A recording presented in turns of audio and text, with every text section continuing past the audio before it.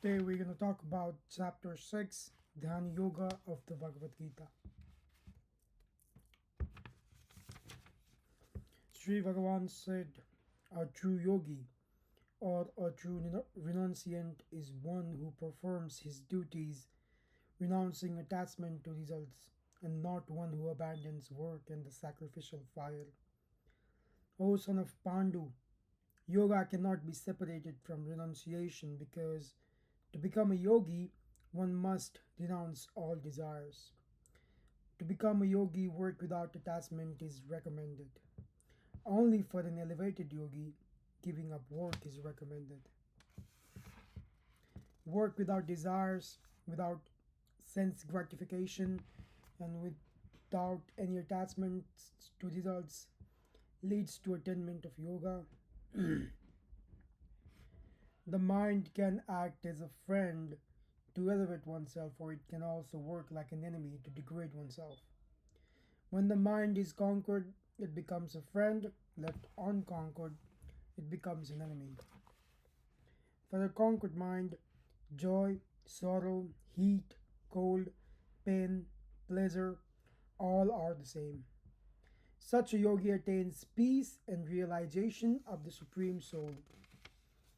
A self realized yogi, steeped in transcendental knowledge and controlled senses, sees stones, mud, and gold as equal. An advanced yogi sees a friend and an enemy equally and is impartial to all, be it saint or sinner. A yogi should live in seclusion, be free from material desires and possessions, regulate the mind, and meditate on the Supreme. The yogi should practice in a clean and secluded place on a seat made of kusha grass, covered by deer skin and a cloth over it. The asana should neither be too low nor too high. Seated on this asana, he should begin the practice of purifying the heart by controlling his thoughts and by single point meditation. He sits straight with head, neck, and back aligned in a straight line, with his gaze steadily concentrated on the tip of his nose. The yogi meditates on me with a serene and fearless mind on a vow of celibacy, holding me as his supreme goal of life. With a disciplined mind and body, and totally absorbed in me, the yogi transcends material existence to reach the spiritual kingdom. O Arjun, those who eat or sleep too much or too little cannot be successful in yoga.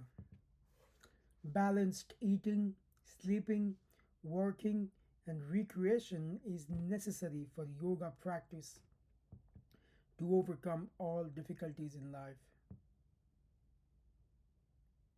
He is a successful yogi who withdraws his mind from desires and focuses only on the transcendental. The unwavering mind of a yogi is like an unflickering lamp in a windless place. On attaining perfection, the yogi sees the soul through the purified mind and experiences inner joy. In this joyous state of pure bliss or samadhi, which is beyond comprehension of the senses, he never wavers from the path. Once he attains this state of samadhi, he knows there is nothing greater left to achieve. He is not perturbed by anything, come what may. He is free of all miseries. This state is achieved only by practicing yoga with determination and optimism. From controlling the mind and senses from all sides to relinquishing all cravings, the practice of yoga needs steadfast determination without any deviation. He progresses step by step to make the mind still, the intelligence being absorbed in a trance and the mind situated in the self. The unsteady mind may wander again and again, here and there, but the yogi always pulls it back to focus on God and keeps it under control. In return, the yogi experiences ultimate bliss when his mind is still, his passions are under control, and he is full of sinful reactions. The yogic practice frees him from material contamination, and by connecting with God, he reaches ultimate happiness. The yogi sees all beings existing in me, and he sees me existing in all beings. He sees all with equal vision. A yogi who sees me everywhere and sees everything in me never loses me, nor do I lose him. A yogi who worships me, knowing me to be the super soul within all living beings, lives in me always. O Arjun, the perfect yogi responds to the pains and pleasures of others as if they were his own. Arjun said, O Madhusudan, given that the mind is restless and wavering, this practice of yoga is highly unrealistic and impossible to do. O Krishna, it is far simpler to control the wind than the mind which is stubborn, wavering, domino- dominating and agitated. Sri Bhagavan said, rightly said, O mighty armed Arjun, the restless mind is indeed difficult to control, but it can surely be done by practice and detachment.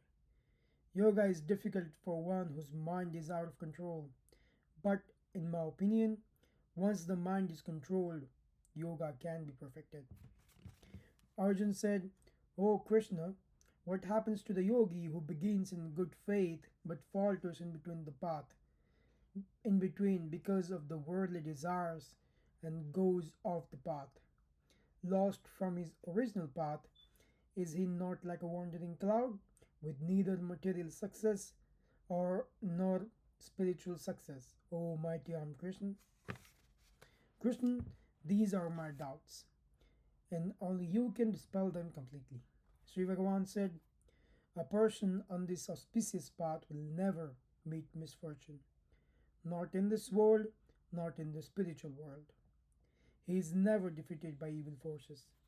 On death, the unsuccessful yogi goes to heaven and enjoys in virtuous company. After a long period of enjoyment, he takes birth again in a spiritual or wealthy family. Or, in very rare cases, he may be born in the family of an exalted transcendentalist. On birth, once again he takes up a yogic life and strives for spiritual perfection by reawakening the consciousness of his previous life. In this life, he acquires a spontaneous attraction for God. On the strength of past practice, he can transcend and rise above the Vedic ritualistic practice. By renewing his efforts in controlling the mind, he makes further progress. After many births of practice, he becomes free of material desires and achieves the supreme goal. O Arjun, be a yogi because he is better than all three: the ascetic, the jnani, and the ritualistic materialist. That yogi is best who imposes full faith in me, worships me in full devotion, and is most intimately united with me. That was the end of chapter 6, Dhyana Yoga. Next, we will learn chapter 7, Snana